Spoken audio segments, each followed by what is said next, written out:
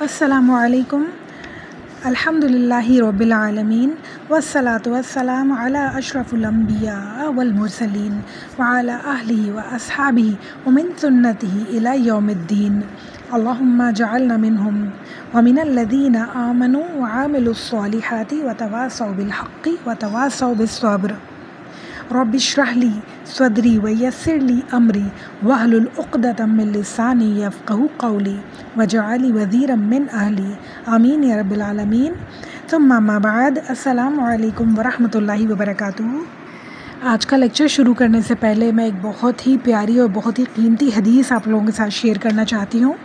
ہمارے پیارے نبی صلی اللہ علیہ وآلہ وسلم نے فرمایا، تم عمل کے لیے انتظار کرتے ہو اس خوشحالی کا جو انسان کو سرکش کر دیتی ہے، یا ناداری اور محتاجی کا جو انسان کو سب کچھ بھلا دیتی ہے، یا پھر حالت بگاڑ دینے والی بیماری کا، یا پھر عقل و حواس کھو دینے والے بڑھاپے کا، یا پھر اچانک آ جانے والی اور فنا کر دینے والی موت کا، یا تم منتظر ہو دجال کا اور دجال بدترین فتنہ ہے، یا قیامت کے منتظر ہو اور قیامت بہت ہی سخت حادثہ ہے اور بہت ہی کڑوا گھوٹ ہے.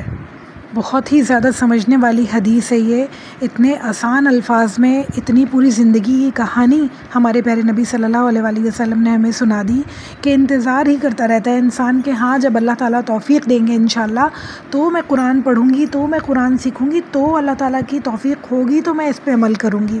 اللہ تعالیٰ کی توفیق جب ہی ہوگی جب ہم دل سے کوشش کریں گے، جب ہم اس پہ عمل کرنا چاہیں گے، جب ہی ہمیں توفیق ملے گی، اللہ تعالیٰ کی مدد ملے گی. ورنہ تو ایک کے بعد ایک ہی مراحل آتے چلے جائیں گے اور عبادت کرنا اور عمل کرنا مشکل سے مشکل ہوتا چلا جائے گا.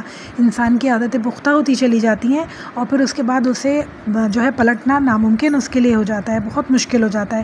اللہ تعالیٰ جسے چاہے جس وقت چاہے ہدایت دے سکتا ہے. آخری سانس کے وقت بھی اللہ تعالیٰ بخشنے پر پورے قادر ہیں، مگر انسان کو جو اپنی سی کوشش کرنی چاہیے وہ آخری سانس کی نہیں کرنی چاہیے کہ ہم جو ہے جہنم میں جانا کسی بھی طرح سے افورڈ نہیں کر سکتے ہیں. آگ میں جلنا کسی بھی طرح سے ہم اپنے لیے سوچ نہیں سکتے ہیں. تو ہم کس طرح کیوں انتظار کر رہے ہیں، کس چیز کا انتظار کر رہے ہیں کہ ہم عمل کریں گے. ہاں ہم قرآن پڑھیں گے، ہم سیکھیں گے، ابھی ہم بہت بزی ہیں، ابھی ہمارے پاس ٹائم نہیں ہے، ابھی یہ کام ہے یہ کام ہے، سب کام چلتے رہتے ہیں. اگر اللہ نہ کرے مجھے آج اسی وقت موت آ جاتی ہے تو کیا میرے گھر کے کام رک جائیں گے؟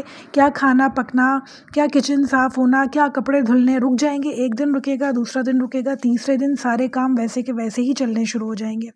کچھ بھی نہیں رکتا کسی کے ہونے یا نہ ہونے سے. مگر جب انسان جاتا ہے تو اس کا نامہ اعمال اس کے ساتھ جاتا ہے، جو قبر میں جا کے اس کو بہت زیادہ پریشانی کا سبب بن سکتا ہے.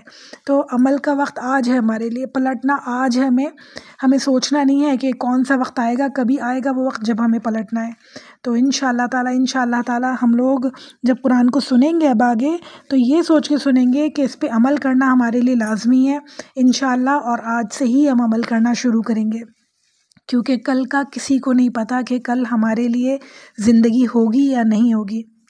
ایک اور چھوٹی سی بہت پیاری سی حدیث سناتی ہوں آپ کو. ہمارے پیارے نبی صلی اللہ علیہ وآلہ وسلم نے فرمایا، جو شخص میری کسی امتی کو خوش کرنے کے لیے اس کی ضرورت پوری کرے، اس شخص نے مجھے خوش کیا، اور جس نے مجھے خوش کیا اس نے اللہ تعالیٰ کو خوش کیا، اور جس نے اللہ تعالیٰ کو خوش کیا اللہ تعالیٰ اس کو جنت میں داخل فرمائیں گے انشاءاللہ تعالیٰ. تو دیکھیے کتنا آسان ہے ہمارے لیے جنت میں جانا کہ ہم جو ہے حقوق العباد پہ زور دیں. ہماری زندگی میں حقوق العباد کی بہت زیادہ اہمیت ہے. چھوٹی چھوٹی باتوں پہ رنجشیں نہ کریں، چھوٹی چھوٹی بات پہ ایک دوسرے کو تانے نہ دیں، چھوٹی چھوٹی باتیں ایک دوسرے کی پکڑے نہیں، درگزر سے کام لیں. اگر چھوٹا سا کام کسی نے نہیں کیا ہے تو اسے درگزر کر دیں. اگر کوئی غلطی کسی سے ہو گئی ہے، کسی بچے سے، کسی بڑے سے، اسے درگزر کر دیں. لڑائی جھگڑا فساد نہ کریں. تو اللہ تعالیٰ دیکھیں انشاءاللہ آہستہ آہستہ ہم سب کے دلوں کو صاف کر دیں گے اور ہم سب کو عمل پہ راضی کریں گے انشاءاللہ. اب ہم اپنے تفسیر کی طرف آ جاتے ہیں. تو ہم نے دیکھا کہ ہم نے سورہ فاتحہ الحمدللہ لاسٹ لیکچر ہمارا تھا، اور اللہ سے امید ہے کہ سب کو بہت اچھے سے سمجھ میں آیا ہوگا. ہم نے دیکھا کہ سورہ فاتحہ جو ہے پورے قرآن کا نچوڑ ہے. جتنے مضامین قرآن میں آئے ہیں وہ سب اس کے اندر موجود ہیں. اور سورہ فاتحہ میں سب سے پیاری بات جو اللہ تعالیٰ نے ہمیں سکھائی وہ دعا مانگنے کے آداب سکھائے کہ اللہ تعالیٰ سے جب دعا مانگی جائے اس سے پہلے اللہ تعالیٰ کے خوبصورت نام، اللہ تعالیٰ سے دعا مانگنے سے پہلے اللہ تعالیٰ کے خوبصورت نام پکارے جائیں اور اللہ تعالیٰ کی تعریف کی جائے تو اللہ تعالیٰ بہت اچھے سے دعا قبول کرتے ہیں۔ اتنے خوبصورت اسماء الحسنی ہمارے سامنے موجود ہیں، انہیں لے کے اللہ تعالیٰ سے دعا مانگی جائے۔ اللہ تعالیٰ نے کسی کا وسیلہ دے کے، کسی کا واسطہ دے کے، صدقہ دے کے دعا مانگنے سے منع کیا ہے۔ اللہ تعالیٰ سے دعا کرنی ہے صرف اللہ تعالیٰ کا نام لے کے، اللہ تعالیٰ کے نام لے کے، اور اللہ تعالیٰ کی تعریف بیان کر کے اللہ تعالیٰ سے دعا مانگی جائے، اور اللہ تعالیٰ کی وحدانیت اور اللہ تعالیٰ کی بڑائی بیان کر کے، اس کا صدقہ دے کے، اس کا واسطہ دے کے، اس کی قسم دے کے اللہ تعالیٰ سے دعا مانگی جائے تو اللہ تعالیٰ کو بہت اچھا لگتا ہے، اور انشاءاللہ اللہ تعالیٰ قبول بھی کرتے ہیں۔ اتنے پیارے دعائیے انداز میں اللہ تعالیٰ نے قرآن کو شروع کیا، پھر اس کے بعد اس دعا کا جواب اللہ تعالیٰ نے خود ہی دیا سورہ البقرہ کی صورت میں کہ سیدھا رستہ چاہیے تو آ جاؤ اس قرآن کی طرف، آ جاؤ ان آیتوں کی طرف جو اللہ تعالیٰ نے کھول کے بتائیں کہ سیدھا رستہ حاصل کرنے کے لیے تمہیں کیا کرنا پڑے گا، جنت حاصل کرنے کے لیے، مفلحین میں شامل ہونے کے لیے تمہیں کیا کرنا پڑے گا۔ الحمدللہ آج ہم سورہ البقرہ اسٹارٹ کر رہے ہیں، بہت ہی پیاری سورہ ہے، مدنی سورہ ہے، اور اس میں آگے چل کے ایک گائے کا واقعہ آئے گا ہمارے سامنے، جس کی بنا پر اس کا نام سورہ البقرہ رکھا گیا۔ ایک حدیث میں آتا ہے کہ ہمارے پیارے نبی صلی اللہ علیہ وسلم نے اس سورہ کی فضیلت بیان کرتے ہوئے فرمایا کہ جس گھر میں یہ سورت پڑھی جاتی ہے اس گھر میں شیطان نہیں آتے، اس گھر سے شیطان بھاگ جاتے ہیں۔ ویسے تو یہ سورہ مدنی ہے، مگر اس کی کچھ آیات حجۃ الوداع کے موقع پہ بھی نازل ہوئیں۔ اس سورہ کو قرآن کی چوٹی یا بلندی بھی کہا گیا ہے، اسے 2 امتوں والی سورہ بھی کہا گیا ہے۔ اب ہم دیکھ لیتے ہیں تھوڑا سا رکوع کے حساب سے کہ اس میں کیا عنوانات ہیں۔ تو رکوع نمبر 1 میں ہم پڑھیں گے مومن اور کافر کا بیان، رکوع نمبر 2 میں منافقین کا بیان، رکوع نمبر 3 میں تمام انسانیت کو دعوت توحید دی جائے گی، رکوع نمبر 4 میں تخلیق آدم اور شیطان کا واقعہ بیان ہوگا، رکوع 5 سے لے کے 14 تک بنی اسرائیل کا ذکر ہے، یعنی بہت زیادہ بنی اسرائیل کا اس سورہ میں ہمیں ذکر ملے گا۔ پھر رکوع 15 سے 16 تک حضرت ابراہیم علیہ السلام کا ذکر ہے، پھر 17 سے 18 تک امت محمدیہ کی تاج پوشی ہے، پھر 19 سے 40 تک احکامات ہمیں سورہ میں ملیں گے۔ بہت طویل سورہ ہے، قرآن کی سب سے طویل سورہ ہے اور بہت ہی زبردست ہے۔ اس میں ہم دیکھتے ہیں کہ اللہ تعالیٰ ہم سے کیا فرما رہے ہیں، اور شروع کرتے ہیں اپنی سورہ کو۔ اعوذ باللہ من الشیطان الرجیم، بسم اللہ الرحمن الرحیم۔ حروف مقطعات سے یہ سورہ شروع ہو رہی ہے، اور حروف مقطعات کیا ہیں یہ اللہ اور اللہ کے نبی ہی جانے۔ بعض جو مفسرین ہیں وہ کہتے ہیں کہ یہ اس دور میں جو ہے یہ لکھنے کا، عربی لکھنے کا اسٹائل تھا، مقطعات، حروف مقطعات لکھے جاتے تھے، اور ان کا جو مطلب ہے وہ اس وقت کے لوگ ہی جانتے تھے۔ بعض مفسرین کہتے ہیں کہ یہ صرف اللہ اور اللہ کے رسول کو ہی پتہ ہے، ان کے درمیان کے کوڈ ورڈز ہیں، واللہ عالم۔ قرآن کی 29 سوراز حروف مقطعات سے شروع ہو رہی ہیں، جن میں سے پہلی انشاءاللہ تعالی آج ہم شروع کرنے والے ہیں۔ الف لام میم، ذالک الکتاب لا ریب فیہ ھدی للمتقین۔ ذالک الکتاب، یہ وہ کتاب ہے، یعنی اللہ تعالیٰ نے سورہ فاتحہ میں جس کا ذکر کیا، جس ہدایت کا ذکر کیا، یہ وہ کتاب ہے جو وہ ہدایت آپ کو پرووائڈ کرے گی، جو وہ نصیحت، جو وہ سبق آپ کو دے گی جو آپ چاہتے ہیں ہدایت کے لیے۔ اور پھر آگے بہت ہی زبردست بات کہہ رہے ہیں جس میں کوئی شک نہیں ہے، لا ریب فیہ، اس میں کوئی شک نہیں ہے، کیونکہ شک ہمیں پتہ ہے کہ عمل کو روک دیتا ہے، انسان کو کمزور کر دیتا ہے۔ جب ہمیں یقین نہیں ہوتا کسی بھی چیز کا، جیسے ایک بچے کو یقین نہیں ہے کہ ایگزامز ہوں گے یا نہیں ہوں گے، پتہ نہیں ڈیٹس آگے پیچھے ہو رہی ہیں، وہ بالکل کمزور ہو جاتا ہے پڑھنے میں، اس کا دل ہی نہیں چاہتا پڑھنے میں، کیونکہ اسے شک ہوتا ہے کہ پتہ نہیں ایگزامز ہوں گے نہیں ہوں گے، کب ہوں گے، کچھ پتہ نہیں چل رہا ہے۔ جب تک ایگزیکٹ ڈیٹ اس کے سامنے نہیں آ جاتی وہ کمزور رہتا ہے۔ تو اللہ تعالیٰ کہہ رہے ہیں کہ لا ریب فیہ، اس میں کوئی شک نہیں ہے، 110% یہ جو کتاب ہے اس میں ایک ایک لفظ سچا ہے اور حق ہے، یہ ہو کے رہنا ہے جو اللہ نے کہا ہے۔ پھر آگے کہہ رہے ہیں پرہیزگاروں کو راہ دکھانے والی کتاب ہے، یعنی اس سے ہر کوئی راہ نہیں پا سکتا۔ ہزاروں کروڑوں لوگ اس دنیا میں قرآن روزانہ پڑھتے ہیں مگر ہدایت انہیں نصیب نہیں ہوتی ہے۔ بہت سارے لوگ تو صرف عربی پڑھتے ہیں، انہیں پتہ ہی نہیں چلتا کہ ہم نے پڑھا کیا۔ بہت سارے لوگ ترجمہ بھی پڑھتے ہیں مگر پھر بھی انہیں ہدایت نصیب نہیں ہوتی۔ اللہ تعالیٰ سے دعا ہے اور امید ہے کہ جتنے لوگ چاہے عربی بھی پڑھیں، اللہ تعالیٰ سب کو ہدایت عطا فرمائے انشاءاللہ۔ تو اللہ تعالیٰ کہہ رہے ہیں متقی لوگوں کو ہدایت ملتی ہے، پرہیزگاروں کو ہدایت ملتی ہے، جو ہدایت کا طلبگار ہوتا ہے، جو اس نیت سے پڑھتا ہے اسے ہدایت ملتی ہے۔ بہت سارے ہم انگریزوں کو دیکھتے ہیں جو کہتے ہیں کہ بھائی ہم نے تو اس کو کرٹیسائز کرنے کے لیے تنقیدی نظر سے ہم نے قرآن پڑھا اور ہمیں ہدایت مل گئی۔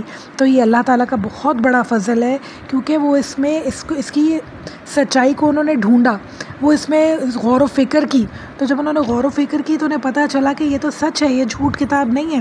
جب وہ سمجھ سکتے ہیں تو ہم کیوں نہیں سمجھ سکتے؟ اس کتاب کی سچائی سچے دل سے پڑھیں، انشاءاللہ تعالیٰ ہمیں ضرور ہدایت نصیب ہوگی۔ اچھا، اب جو متقی لوگ ہوتے ہیں، پرہیزگار لوگ ہوتے ہیں، ان کی صفات کیا ہیں وہ دیکھ لیتے ہیں ہم۔ متقی وہ لوگ ہوتے ہیں جو غیب پر ایمان لاتے ہیں، نماز قائم کرتے ہیں، جو کتابیں نازل ہوئی ہیں ان پر، اور آخرت پر یقین کرتے ہیں۔ وہ لوگ یقین کرنے والے ہوتے ہیں، اللہ تعالیٰ سے ڈرنے والے، تقوی اختیار کرنے والے لوگ ہوتے ہیں۔ اور ایمان کیا ہے؟ ماننا، اقرار کرنا، تصدیق بالقلب، یعنی ایمان کی بھی کچھ سٹیجز ہیں، ماننے کی بھی کچھ سٹیجز ہیں۔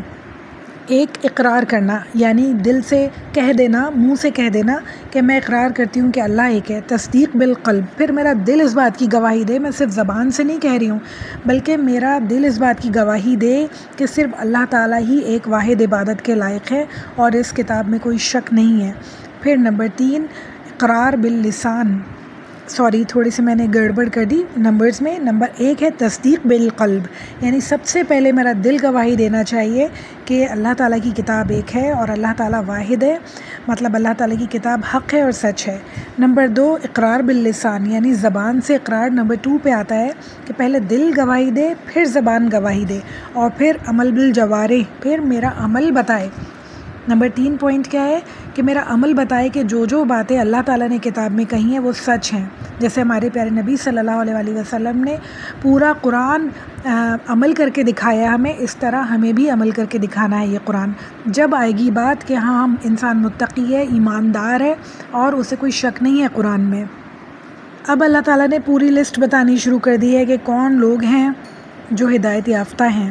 تو پہلی یعنی دوسری نمبر آیت میں پہلی بات اللہ تعالیٰ کہہ رہے ہیں الذین یؤمنون بالغیب ویقیمون الصلاۃ ومما رزقناہم ینفقون، جو لوگ غیب پر ایمان لاتے ہیں اور نماز قائم کرتے ہیں اور ہمارے دیے ہوئے مال میں سے خرچ کرتے ہیں۔ اچھا، اس ایک آیت میں اللہ تعالیٰ نے 3 شرطیں بتا دی کہ اگر تمہیں ہدایت لانی ہے تو تمہیں کیسا ہونا پڑے گا۔ تو نمبر 1 کیا؟ غیب پر ایمان لاتے ہیں، یعنی اللہ تعالیٰ پر، اللہ کے رسولوں پر، تمام آسمانی کتابوں پر، جنت پر، دوزخ پر، آخرت پہ، ہر چیز جو اللہ تعالیٰ نے اس قرآن میں ہمیں بتائی اس ہر چیز پر ایمان لاتے ہیں۔ پھر نماز قائم کرتے ہیں، اور نماز قائم کرنا کیا ہوتا ہے؟ ہم پہلے بھی بہت دفعہ اس بارے میں بات کر چکے ہیں، مگر پھر بتاتی ہوں کہ نماز قائم کرنا ہوتا ہے نماز کو، یعنی 5 وقت کی نماز تو آپ پڑھتے ہیں، مگر ساتھ ساتھ آپ جو نماز کے بیچ کے اوقات ہیں ان میں بھی نماز کو قائم رکھتے ہیں، اپنے آپ کو سوچتے رہتے ہیں کہ ہمیں پھر اللہ کے آگے جانا ہے، کوئی ایسا گناہ نہیں کرنا، کوئی ایسی غلطی نہیں کرنی جو اللہ تعالیٰ کو ناپسند ہو۔ یعنی ہمیں 24 آورز اس بات کا خیال ہونا چاہیے کہ ابھی ہم نے نماز پڑھی ہے، اب اگلی نماز میں پھر ہمیں اللہ کے سامنے جانا ہے، تو ہمیں اس بات کے لیے تیار رہنا ہے کہ ہمارا جو کردار ہو وہ اس قابل ہو کہ ہم اللہ کے آگے جھک سکیں اور اللہ سے کہہ سکیں کہ اللہ تعالیٰ ہم آ گئے، پھر ہم شرمسار نہ ہوں، ہم شرمندہ نہ ہوں۔ اور پھر اس کے بعد کیا کہ نماز قائم کرنے میں یہ بھی آتا ہے کہ آپ خود بھی نماز پڑھیں، اور پھر آپ کے بچے ہیں، آپ کے گھر والے ہیں، اور آپ کے جو نوکر چاکر ہیں، یا آپ اگر آفیسر ہیں کہیں تو آپ کے جو ماتحت سب آرڈینیٹس ہیں سارے، ان سب کو نماز قائم کرنے کا کہیں، نماز پڑھنے کا کہیں۔ جب نماز کا وقت ہو انہیں بریک دیں کہ چلیے اب سب لوگ مل کے نماز پڑھتے ہیں، اس کے بعد ہم آگے کام کریں گے۔ اسی طرح ہم گھر میں خواتین، جب ہماری ماسیاں ہوں اور ازانے ہوں تو ہم ماسیوں سے بھی کہیں کہ چلو ہم سب لوگ نماز پڑھتے ہیں۔ اس کو کہتے ہیں نماز قائم کرنا اپنے بچوں کو، یعنی چاروں طرف ہم سے جو لوگ بھی ریلیٹڈ ہیں ان سب کو ہم نماز کا حکم دیں اور خود بھی نماز پڑھا کریں۔ سوچی سمجھی نماز، خشوع خضوع کے ساتھ نماز پڑھیں، اس کو کہتے ہیں نماز قائم کرنا۔ جہاں پہ بھی اللہ تعالیٰ نے نماز کا ذکر کیا تو نماز قائم کرنے کا ذکر کیا، نماز پڑھو نہیں کہا، نماز قائم کرو، یعنی صرف ایک جا کے نماز پہ اور اللہ اکبر کہہ کے اور پھر سلام پھیرنے تک کو نماز نہیں کہتے ہیں، بلکہ آپ کی پوری روٹین نماز میں آنی چاہیے، پوری روٹین گواہ ہونی چاہیے کہ آپ اللہ کے آگے جھکنے والے، اللہ کے آگے سجدہ کرنے والے لوگ ہیں۔ پھر اس کے بعد اللہ تعالیٰ انفاق فی سبیل اللہ کا حکم دے رہے ہیں کہ جو مال ہم نے انہیں دیا ہے اس میں سے خرچ کرتے ہیں. یعنی جو تم کماتے ہو یہ مت سمجھو کہ تمہاری ہی ساری ایبیلٹی تھی جو تم نے کمایا. لوگ کہتے ہیں ہم سیلف میڈ ہیں، یہ ہم نے کمایا. ایسا نہیں ہے، اللہ تعالیٰ نے دیا. اللہ تعالیٰ، ہزاروں لوگ ہیں ایسے جو بہت محنت کر رہے ہوتے ہیں، ان کے حصے میں اتنا رزق نہیں اللہ تعالیٰ نے لکھا ہوتا، وہ نہیں کما پاتے. کچھ لوگ ایسے ہوتے ہیں جتنا ایزی منی اللہ تعالیٰ انہیں دے دیتے ہیں کہ انہیں اتنی مشقت بھی نہیں کرنی پڑتی اور بہت سا رزق اللہ تعالیٰ نے ان کے نصیب میں لکھا ہوا ہوتا ہے. تو رزق دینے والے اللہ تعالیٰ ہیں، اور رزق ہر چیز ہے، صحت، عزت اور اولاد، مال دولت، کھانا اوبیسلی، اور پھر مال و دولت، آپ کا گھر، ہر چیز رزق ہے. تو اللہ تعالیٰ کہہ رہے ہیں اپنے دیے ہوئے رزق میں سے خرچ کرتے ہیں اللہ کی راہ میں. یعنی اللہ کی راہ میں آپ کو اپنا مال بھی خرچ کرنا ہے، آپ کو اپنا قیمتی وقت بھی خرچ کرنا ہے، آپ کو اپنے بچوں کو بھی اللہ کی راہ پہ لگانا ہے، آپ کو اپنا گھر، اپنی سب چیزیں جو ہے اللہ کی راہ میں جتنا جتنا آپ لگا سکیں اتنا اتنا آپ کو لگانا ہے. یعنی اللہ کے لیے خرچ کرنا ہے، اللہ کے دین کے کاموں میں خرچ کرنا ہے انشاءاللہ. پھر فرما رہے ہیں والذین یؤمنون بما انزل الیک وما انزل من قبلک وبالآخرۃ ھم یوقنون. اور جو لوگ ایمان لاتے ہیں اس پر جو آپ کی طرف اتارا گیا اور جو آپ سے پہلے اتارا گیا، اور وہ آخرت پر بھی ایمان رکھتے ہیں. یعنی ساری آسمانی کتابوں پر، قرآن پر ایمان رکھتے ہیں اور آخرت پر بھی ایمان رکھتے ہیں. یہ بھی شرط ہے ہدایت یافتہ ہونے کی. یعنی اگر اللہ تعالیٰ نے پوری لسٹ بتا دی، اگر ہدایت یافتہ لوگوں میں شامل ہونا ہے تو یہ کرنا پڑے گا. تو تیار ہو جائیں انشاءاللہ تعالیٰ اس لسٹ کو فالو کرنے کے لیے انشاءاللہ، کہ بالکل جیسے جیسے اللہ نے کہا ہے ویسے ویسے کریں گے اور ہدایت یافتہ لوگوں میں شامل ہو جائیں گے. بہت مشکل نہیں ہے، تھوڑا سا سوچنا ہے، تھوڑا سا اپنے نفس کو دبانا ہے، اور انشاءاللہ تعالیٰ ہم دیکھیں گے کہ اللہ تعالیٰ ہم سب کے لیے بہت آسانی کر دیں گے. آیت نمبر 5 میں فرما رہے ہیں اولئک علی ھدی من ربہم واولئک ھم المفلحون. یہی لوگ اپنے رب کی طرف سے ہدایت پانے والے ہیں اور یہی لوگ ہیں جو فلاح اور نجات پانے والے ہیں. اللہم اجعلنا منہم، اللہ ہم سب کو ان لوگوں میں شامل فرمائے انشاءاللہ تعالیٰ. ان الذین کفروا سواء علیہم انذرتہم ام لم تنذرہم لا یؤمنون. کافروں کو آپ کا ڈرانا یا نہ ڈرانا برابر ہے، یہ لوگ ایمان نہ لائیں گے. اب کافر جو اللہ تعالیٰ نے ورڈ یوز کیا کفر سے نکلا ہے، یعنی انکار کرنے والے. جو لوگ بھی اللہ کی آیات کا انکار کرتے ہیں، سننے کے باوجود اس پہ عمل کرنا نہیں چاہتے ہیں، وہ اس سب کے سب اس زمرے میں آ جاتے ہیں اور کہتے ہیں کہ یہ اس زمانے کا قرآن نہیں ہے، اس پہ عمل ہونا بہت مشکل ہے. وہ بھی اس زمرے میں آ جاتے ہیں جو کہتے ہیں کہ بھائی ہم سے نہیں ہوگا، یہ ہم نہیں کر سکتے اس پہ عمل. وہ بھی اس میں آ جاتے ہیں چاہے وہ مسلمان ہی کیوں نہ ہو. اللہم لا جعلنا منہم، اللہ ایسے لوگوں میں ہمیں کبھی شامل نہ فرمائے. فوراً سے سمعنا واطعنا کرنے والے لوگوں میں ہمیں شامل فرمائے ہم سب کو انشاءاللہ.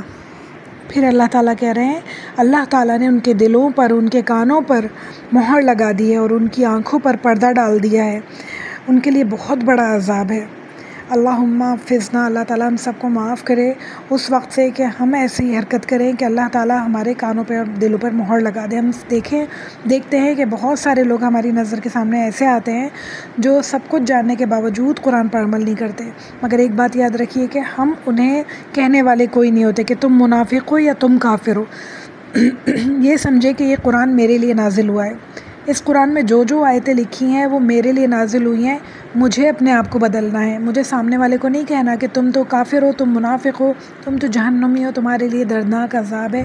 یہ سختی سے منع ہے، کیونکہ اس طرح کی باتیں کرنے سے انسان اللہ تعالیٰ سے اور قرآن سے مزید دور ہو جاتا ہے. سامنے والا اور بھی زیادہ جو ہے بدگمان ہو جائے گا، اللہ تعالیٰ سے اور دور ہو جائے گا. بلکہ اسے اچھے الفاظ میں سمجھائیں، پیار سے اچھی باتیں کر کے اس کو اللہ کے نزدیک لے کے آنا ہے، اور اپنے لیے اپنے آپ کو ڈھونڈنا ہے ان کیٹیگریز میں کہ اللہ نہ کرے کہ میں تو نہیں ہوں ان کیٹیگری میں، اس کیٹیگری میں. یہ نہیں سوچنا کہ فلاں بھی ہے فلاں بھی ہے، یہ سب کے سب منافق ہیں. ایسا نہیں، بلکہ اپنے آپ کو اپنے گریبان میں جھانکنے کے لیے قرآن میں اللہ تعالیٰ نے دیا ہے.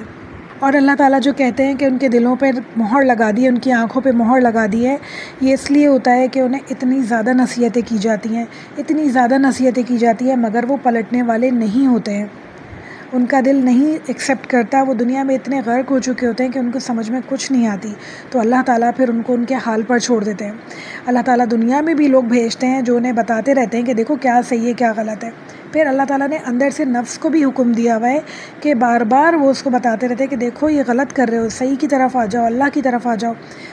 مگر جب انسان نہیں سنتا ہے تو وہ نفس بھی آہستہ آہستہ مر جاتی ہے، اور آہستہ آہستہ انسان بالکل شیطان کے قدموں پہ چلنے لگتا ہے۔ تو پھر اس کے بعد اللہ تعالیٰ اسے چھوڑ دیتے ہیں اس کے حال پہ کہ جاؤ، اب تمہیں نہیں ماننا ہے تو مت مانو، اب تمہارا انجام بہت برا ہوگا۔ تو اللہ تعالیٰ ایسے لوگوں میں ہمیں کبھی شامل نہ فرمائے، ہمارے رشتہ داروں کو، ہمارے آس پاس کے لوگوں کو بھی کبھی شامل نہ فرمائے، سب کو ہدایت عطا فرمائے انشاءاللہ۔ آیت نمبر 8 میں اللہ تعالیٰ منافقین کا ذکر فرماتے میں کہہ رہے ہیں کہ بعض لوگ کہتے ہیں کہ ہم اللہ تعالیٰ پر اور قیامت کے دن پر ایمان رکھتے ہیں، لیکن در حقیقت وہ ایمان لانے والے نہیں ہیں۔ ابھی ہم نے پیچھے ایمان کے درجے پڑھے تھے نا، سب سے پہلے ہے دل سے اقرار، اس کے بعد زبان سے ہے۔ ان کے دل اقرار نہیں کیے ہوئے ہوتے ہیں اور وہ زبان سے کہہ رہے ہوتے ہیں کہ ہم ایمان لانے والے ہیں۔ جب دل نہیں مانتا ہے تو ایمان کمپلیٹ بھی نہیں ہوتا ہے۔ اس صورت میں انسان جو ہے منافق بن جاتا ہے کہ زبان سے کچھ اور کہہ رہا ہوتا ہے اور دل سے کچھ اور کہہ رہا ہوتا ہے۔ آیت نمبر 9 میں اللہ تعالیٰ کہہ رہے ہیں وہ اللہ تعالیٰ کو اور ایمان والوں کو دھوکہ دیتے ہیں، لیکن دراصل وہ خود اپنے ہی آپ کو دھوکہ دے رہے ہوتے ہیں مگر سمجھتے نہیں ہیں، کیونکہ نہ وہ اللہ کا کچھ بگاڑ سکتے ہیں اور نہ کسی اور کا، مگر آخرت میں جو ان کا انجام ہے وہ بہت برا ہے۔ تو اللہ تعالیٰ ہم سب کو بچائے اس انجام سے۔ اچھا، 2 ٹائپ کے منافق مفسرین کہتے ہیں ہوتے ہیں۔ ایک اعتقادی منافق، یعنی ان کا اعتقاد کچا ہوتا ہے، وہ پکے سچا دل سے ان کا دل گواہی نہیں دیتا، جو ان کا دل ہی نہیں مان رہا ہوتا اللہ تعالیٰ کی طرف کہ اللہ تعالیٰ ایک ہیں، اور اللہ تعالیٰ کے احکامات کے لیے ان کا دل راضی نہیں ہوتا۔ دوسرے ہوتے ہیں عملی منافق، یعنی دل تو ان کا کہتا ہے کہ ہاں اللہ تعالیٰ ایک ہیں اور ہم سب کو اللہ تعالیٰ کی عبادت کرنی چاہیے، مگر وہ عمل میں کچے ہوتے ہیں، ان سے پوری طرح عمل نہیں ہو رہا ہوتا۔ عقائد تو ان کے بالکل ٹھیک ہیں، وہ اللہ تعالیٰ کو بھی مانتے ہیں، رسول اللہ صلی اللہ علیہ وسلم کو بھی دل کی گہرائی سے مانتے ہیں، محبت بھی کرتے ہیں اور آخرت پہ بھی یقین رکھتے ہیں، مگر عمل ان سے صحیح سے نہیں ہو رہا ہوتا، وہ عملی منافق کہلاتے ہیں۔ اور منافقین کے لیے اللہ تعالیٰ نے جس عذاب کا وعدہ کیا ہے قرآن میں، وہ ہے عذاب علیم اور عذاب عظیم، کبھی نہ ختم ہونے والا، کبھی نہ کم ہونے والا عذاب، سخت مگر آہستہ آہستہ ہونے والا عذاب۔ پھر آگے آیت نمبر 10 میں اللہ تعالیٰ کہہ رہے ہیں ان کے دلوں میں بیماری تھی، اللہ تعالیٰ نے ان کی بیماری میں مزید اضافہ کر دیا، اور ان کے جھوٹ کی وجہ سے ان کے لیے دردناک عذاب یعنی عذاب عظیم آیا، ان کے اوپر ملے گا، انہیں عذاب علیم ملے گا۔ یہاں بیماری کیا ہے؟ کفر کی بیماری، شرک کی بیماری، منافقت کی بیماری، یعنی انہیں سمجھ ہی نہیں آتا، دنیا کے علاوہ کچھ اور دکھتا ہی نہیں ہے، کچھ سوچتا ہی نہیں ہے، صرف اپنا آپ سوچتا ہے، اپنی خواہشات، اپنے نفس کی خواہشات اور دنیا کی آسائشیں سوچتی ہیں، اور اس کے علاوہ انہیں کچھ سمجھ نہیں آتا۔ آیت نمبر 11 وَإِذَا قِيلَ لَهُمْ لَا تُفْسِدُوا فِي الْأَرْضِ قَالُوا إِنَّمَا نَحْنُ مُصْلِحُونَ، اور جب ان سے کہا جاتا ہے کہ زمین میں فساد نہ کرو تو وہ کہتے ہیں کہ ہم تو اصلاح کرنے والے ہیں۔ جب انسان اللہ تعالیٰ کو چھوڑ کے اپنے نفس کو پوجنے لگے گا، دنیا کی مال و دولت کو، دنیا کی چیزوں کو پوجنے لگے گا، تو یقیناً برائی تو پڑے گی، یقیناً چیزیں خراب تو ہوں گی۔ تو اس کو فساد کے سے تعبیر دیا گیا ہے کہ دنیا میں جب اللہ تعالیٰ کے علاوہ دوسری چیزوں کو پوجا جائے گا تو فساد تو پیدا ہوگا، اور پھر وہ لوگ کیا کہتے ہیں کہ نہیں ہم تو اصلاح کرنے والے ہیں، ہم تو کوئی خرابی نہیں کر رہے۔ آپ کو آج یہ رویہ جو منافقین ہیں اور کفار ہیں ان کا ہر جگہ نظر آئے گا کہ وہ فساد پھیلاتے ہیں اور کہتے ہیں کہ ہم تو اصلاح کرنے والے ہیں۔ تو اللہ تعالیٰ ہم سب کو محفوظ رکھے ایسے لوگوں سے انشاءاللہ۔ اللہ تعالیٰ کہہ رہے ہیں خبردار رہو، یقیناً یہی لوگ فساد پھیلانے والے ہیں، لیکن شعور نہیں رکھتے، سمجھتے نہیں ہیں، انہیں سمجھ ہی نہیں آتی کہ ہم فساد کر رہے ہیں یا کوئی نیکی کر رہے ہیں، اصلاح کر رہے ہیں، انہیں پتہ ہی نہیں چلتا۔ آیت نمبر 13 اور جب ان سے کہا جاتا ہے کہ یعنی صحابہ کرام کی طرح ایمان لے آؤ تو وہ کہتے ہیں کیا ہم ایمان لے آئیں بیوقوف لوگوں کی طرح؟ نعوذ باللہ، خبردار ہو جاؤ، یقیناً یہی لوگ بیوقوف ہیں لیکن جانتے نہیں۔ یعنی صحابہ کرام کو نعوذ باللہ وہ سمجھتے تھے کہ یہ لوگ بیوقوف ہیں۔ کیوں سمجھتے تھے ایسا؟ کیونکہ ایمان لانا صرف لا الہ الا اللہ محمد رسول اللہ پڑھنے کا نام نہیں ہے، بلکہ سب کو چھوڑ دینے کا نام ہے۔ یعنی اتنے زیادہ گناہوں میں وہ لوگ اس وقت ملوث تھے، مبتلا تھے، سب کچھ چھوڑ دیا ان لوگوں نے، شراب نوشی چھوڑ دی، زنا چھوڑ دیا، جوا چھوڑ دیا، ہر برائی چھوڑ دیا، اپنے اپنے قبیلوں کو چھوڑ دیا، اور رسول اللہ صلی اللہ علیہ وآلہ وسلم کے پاس آ کے زمین پر بیٹھ گئے. یعنی کہاں کہاں ان کے مرتبے تھے، جو ہے سردار ہوا کرتے تھے اپنے قبیلوں کے، سب سرداریاں چھوڑ دیں اور غربت کے عالم میں آ کے رسول اللہ صلی اللہ علیہ وآلہ وسلم کے پاس بیٹھ گئے.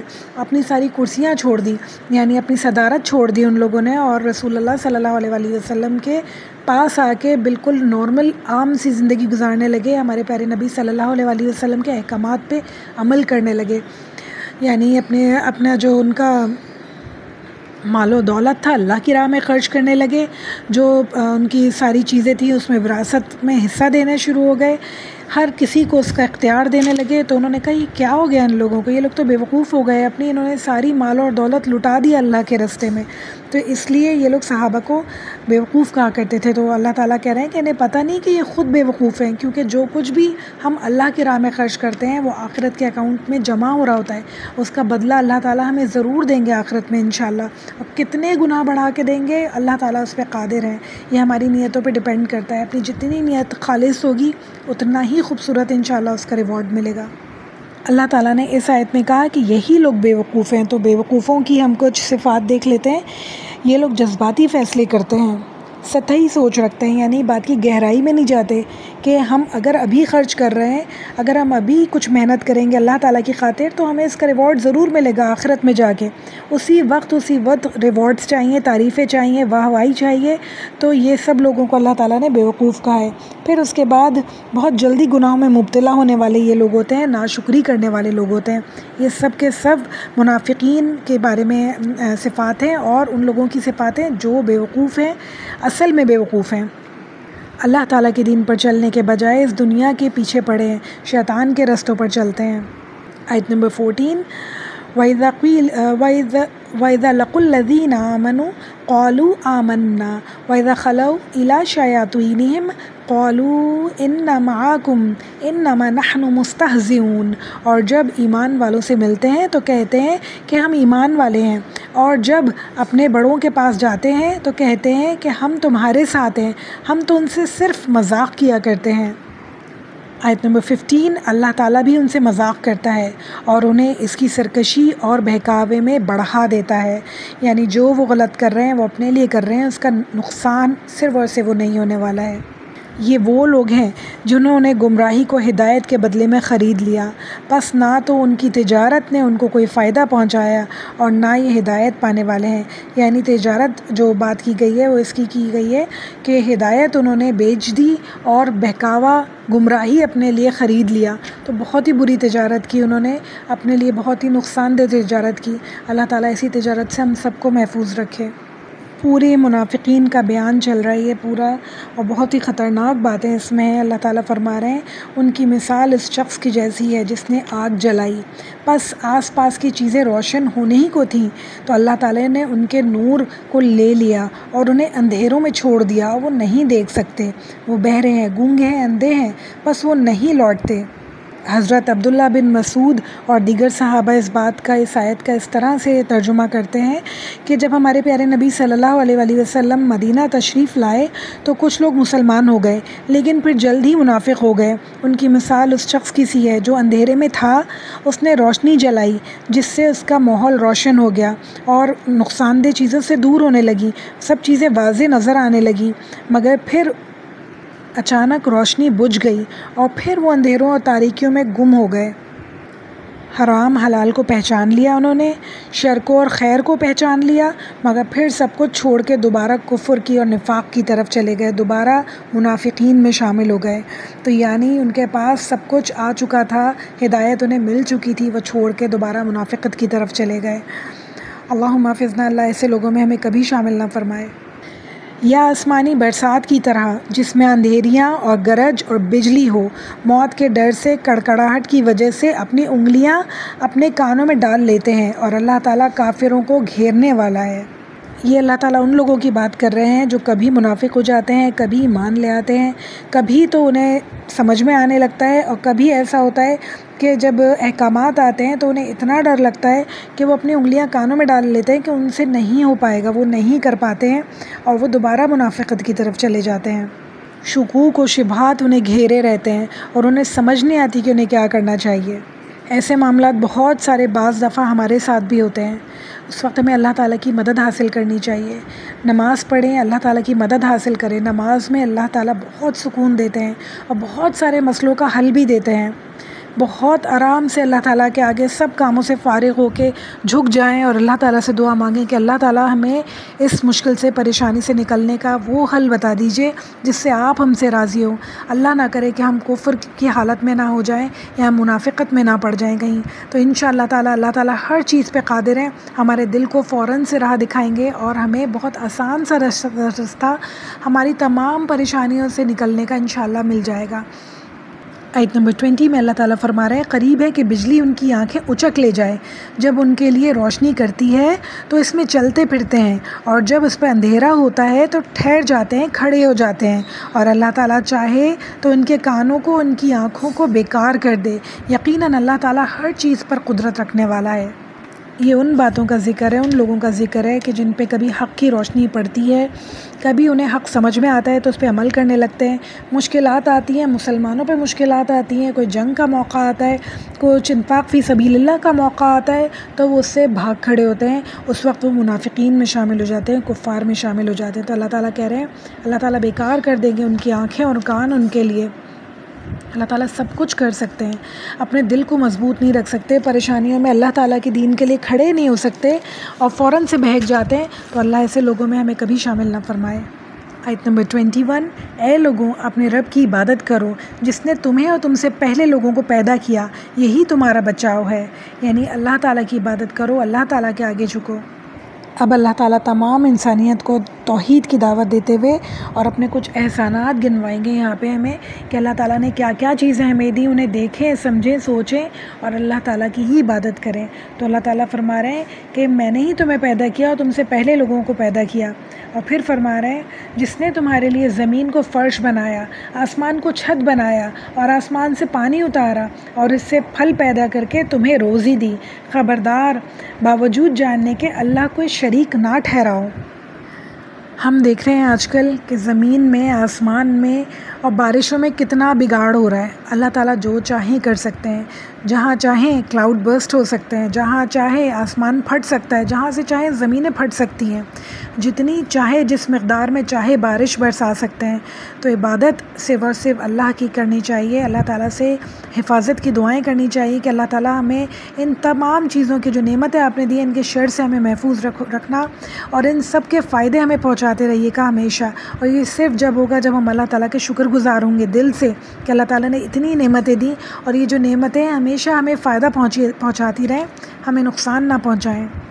آیت نمبر 23، ہم نے جو کچھ اپنے بندے پر اتارا ہے، اس میں اگر تمہیں کوئی شک ہو، اگر تم سچے ہو تو اس جیسی ایک صورت لے آؤ، تمہیں اختیار ہے کہ اللہ تعالیٰ کے سوا اپنے مددگاروں کو پکارو۔ یعنی قرآن میں اگر تمہیں کوئی شک ہے تو جس کو تم پکارنا چاہتے ہو، جس پیر کو پکارنا چاہتے ہو، جس فقیر کو پکارنا چاہتے ہو، فرشتوں کو پکارنا چاہتے ہو، شیطان کو پکارنا چاہتے ہو، جس کی تم پوجا کرتے ہو، اسے بلا لو اور کہو کہ ایسی آیتیں لکھ کے دکھائیں۔ تو اللہ تعالیٰ کا یہ 1400 سال پرانا چیلنج ہے، آج تک کوئی پورا نہیں کر پایا اور نہ ہی کبھی کوئی پورا کر پائے گا۔ تو اس چیلنج کا جواب اللہ تعالیٰ اگلی ہی آیت میں دے رہے ہیں اور فرما رہے ہیں بس اگر تم نے نہ کیا اور تم ہرگز نہیں کر سکتے تو اسے سچا مان کر اس آگ سے بچو جس کا ایندھن انسان اور پتھر ہیں اور جو کافروں کے لیے تیار کی گئی ہے۔ اللہ اکبر، اللہم اجرنا من النار۔ یعنی اللہ تعالیٰ کہہ رہے ہیں کہ آگ، اللہ تعالیٰ پورا اب جہنم کا ڈسکرپشن دے رہے ہیں کہ اللہ تعالیٰ نے جہنم بنائی ہے کافروں کے لیے، جو لوگ نہیں مانتے، انکار کرنے والے ہیں، ان کے لیے اللہ تعالیٰ نے جو جہنم بنائی ہے اس کا ایندھن یعنی جو آگ جلتی ہے جس سے، وہ انسان ہے اور پتھر ہیں۔ یہ وہ پتھر بھی ہو سکتے ہیں جو بتوں کے بنے ہوئے ہوتے ہیں، یا یہ وہ عام پتھر بھی ہو سکتے ہیں، کیونکہ عام جو پتھر ہوتے ہیں وہ جب گرم کیے جاتے ہیں تو وہ اتنے شدید گرم ہو جاتے ہیں کہ ان کی گرمی برداشت سے باہر ہوتی ہے۔ تو اللہ تعالیٰ کہہ رہے ہیں کہ ایندھن انسان اور پتھر ہیں جو کافروں کے لیے تیار کی گئی ہے۔ اللہ تعالیٰ ہم سب کو اس جہنم سے محفوظ رکھے ہمیشہ انشاءاللہ۔ اتنی کھول کھول کے اللہ تعالیٰ نے اپنی ساری آیات بتا دی، اتنی ہر بات، ہر چیز ہمیں ابھی تک ہم نے پڑھا جو ہدایت یافتہ لوگوں کے بارے میں، مومنوں کے بارے میں، کافروں کے بارے میں، منافقین کے بارے میں۔ اس سے زیادہ ہمیں کیا چاہیے، کتنی ہمیں ہدایت کے لیے ہمیں اور کیا چاہیے۔ پہلے ہی چند پیجز میں اللہ تعالیٰ نے پورا نچوڑ رکھ دیا ہدایت کے لیے کہ کیا کیا تمہیں کرنا ہے اور کن کن چیزوں سے بچنا ہے۔ پھر بھی ہم نہیں سمجھیں، پھر بھی ہمارے دل راضی نہ ہو اللہ تعالیٰ کی عبادت کے لیے، اللہ تعالیٰ کو واحد ماننے کے لیے اور اللہ تعالیٰ کی ہر احکام پہ فوراً سے عمل کرنے کے لیے، تو بہت افسوس کی بات ہے۔ ہمیں بہت ساری دعاؤں کی اپنے لیے کرنے کی ضرورت ہے۔ اپنے ماں باپ سے بھی کہیں کہ ہمارے لیے دعائیں کریں اور نیک کام کریں تاکہ لوگ بھی ہمیں دعا دیں انشاءاللہ تعالیٰ، اور خود بھی اپنے لیے دعا کریں کہ اللہ تعالیٰ ہمیں ہدایت دے دیں اور اللہ تعالیٰ ہم سے نیک کام کروا لیں انشاءاللہ، کیونکہ اس آگ میں جلنے، جہنم میں جس کا ایندھن انسان اور پتھر ہیں، اس میں جلنے کی ہمارے اندر ہمت نہیں ہے۔ اور پھر آگے جا کے ہم پڑھیں گے احقابہ، ہزاروں سال، یعنی انگنت سالوں کے سال اس میں رہتے رہیں گے، اس سے نکل نہیں سکتے آگ سے کبھی بھی۔ وہ آگ کبھی ختم نہیں ہوگی، کبھی ٹھنڈی نہیں ہوگی۔ تو ہم کیسے برداشت کر سکتے ہیں کہ ہم یا ہمارے بچے یا ہمارے ماں باپ یا ہمارے کوئی بھی رشتہ دار اس آگ میں جائے؟ تو ہم سب کو اپنے لیے بھی اور اپنے آس پاس کے لوگوں کے لیے بھی کوشش کرنی ہوگی انشاءاللہ کہ اس آگ سے اللہ تعالیٰ ہم سب کو بچائے۔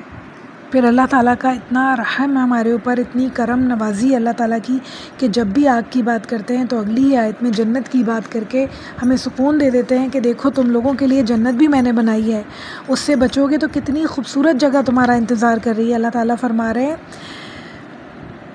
وَبَشِّرِ الَّذِينَ آمَنُوا وَعَمِلُوا الصَّالِحَاتِ إِنَّ لَهُمْ جَنَّاتٍ تَجْرِي مِن تَحْتِهَا الْأَنْهَارُ كُلَّمَا رُزِقُوا مِنْهَا مِنَ الثَّمَرَاتِ رِزْقًا قَالُوا هَذَا الَّذِي رُزِقْنَا مِن قَبْلُ وَأُتُوا بِهِ مُتَشَابِهًا وَلَهُمْ فِيهَا أَزْوَاجٌ مُطَهَّرَةٌ وَهُمْ فِيهَا خَالِدُونَ۔ اور اے ایمان والو اور نیک عمل کرنے والوں، ان جنتوں کی خوشخبریاں دو جن کے نیچے نہریں بہہ رہی ہیں، جب کبھی وہ پھلوں کا رزق دیے جاتے ہیں اور ہم شکل لائے جائیں گے تو وہ کہیں گے ایسے ہی پھل ہم دنیا میں کھایا کرتے تھے، اور ان کے لیے بیویاں ہوں گی وہاں صاف ستھری، اور وہ ان جنتیوں میں ہمیشہ رہنے والے ہیں، ان جنتوں میں ہمیشہ رہنے والے ہیں۔ سبحان اللہ۔ اللہم انی اسألک الجنۃ الفردوس، اللہم انی اسألک الجنات تجری من تحتها الانہار۔ انشاءاللہ تعالیٰ اللہ تعالیٰ ہم سب کو جنتوں کا مکین بنائے۔ بہت سارے احکامات، بہت ساری باتیں ہمیں بہت مشکل لگتی ہیں، سمجھ میں نہیں آتا کہ یہ ہم سے کیسے ہوگا۔ اس کے لیے بہت ساری دعائیں ہمارے پیارے نبی صلی اللہ علیہ وسلم نے ہمیں سکھائی ہیں، جن میں سے ایک میں آپ کو بتاتی ہوں۔ اللہم لا سہل الا ما جعلتہ سہلا وانت تجعل الحزن اذا شئت سہلا یا سہلا، یعنی اس کا مطلب ہے اے اللہ کوئی کام بھی آسان نہیں ہے سوائے اس کے جس کو آپ ہمارے لیے آسان کر دیں، اور آپ جسے چاہیں یعنی جس زمین کو چاہیں وہ بے جان ضمیر ہموار کر دیں اور نرم کر دیں۔ اور جب چاروں طرف سے لوگ ہمیں کچھ کہیں اور چاروں معاشرہ ہمیں اپنی طرف کھینچ رہا ہو اور چیزیں ہمیں اپنی طرف کھینچ رہی ہوں، دنیا ہمیں اپنی طرف کھینچ رہی ہو، تو اس وقت دعا پڑھیے بسم اللہ الرحمن الرحیم ربنا افرغ علینا صبرا وثبت اقدامنا وانصرنا علی القوم الکافرین۔ اے ہمارے اللہ، صبر و استقامت کی صفت ہم پر انڈیل دیجیے، ہمیں ثابت قدمی عطا فرمائیے، اور ہم پر کافر قوم کو مقابلے میں ہمیں نصرت عطا فرمائیے۔ بہت ساری دعاؤں کی ضرورت ہے ہم سب کو اللہ کا دین سیکھنے کے لیے، سمجھنے کے لیے اور اس پہ عمل کرنے کے لیے۔ تو میری بہت ساری دعائیں میرے سب سننے والوں کے لیے، میری سب بہنوں کے لیے کہ اللہ تعالیٰ آپ سب کو بھی اور مجھے بھی اور ہم سب کو اللہ تعالیٰ بہترین اجر عطا فرمائے، اور قرآن سیکھنے اور سکھانے والوں میں شامل عطا فرمائے، اور جنت الفردوس عطا فرمائے انشاءاللہ تعالیٰ۔ آج کے اس لیکچر کا اختتام بھی میں ایک بہت ہی پیاری حدیث سے کرنا چاہتی ہوں۔